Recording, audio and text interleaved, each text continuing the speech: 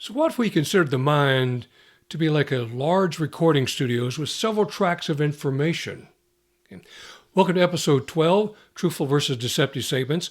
Now, this is part 2. We're looking at sensory information. Now, if you've missed it, be sure you go back and look at part 1 regarding context.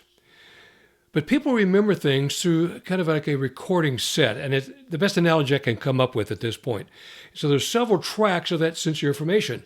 The obvious: sight, sound, taste, touch, smell.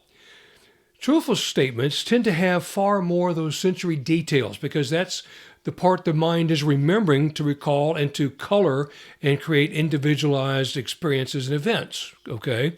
So they might just talk about a certain amount of time or a time of day. You may hear descriptions of, I saw him moving across the room and the muzzle flash is one subject I have says.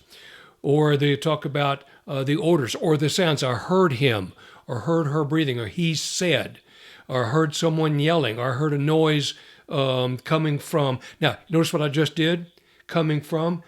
One of the sensory elements, tracks, is spatial information.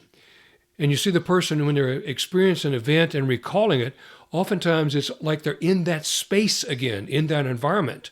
I reached down to pick up the weapon, and it was up there on the top shelf. See what my body's doing? It's just if I'm sitting in that spot and that scene again and visualizing it. So sight will come in there, sound, taste, some cases touch, feeling hot, opening, cold, that type of stuff. Okay?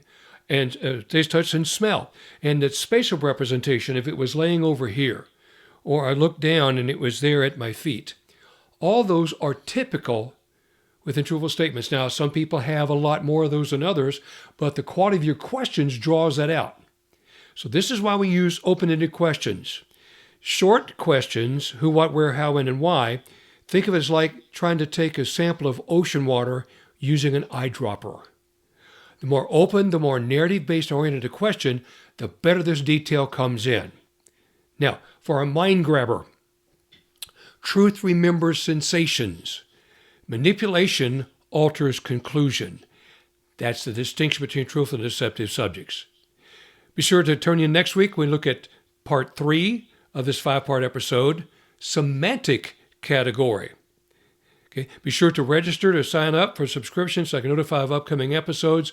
Look forward next week to episode 13 of Inside the Interview Room. And remember, what happens in the interview room echoes in the courtroom. Be safe.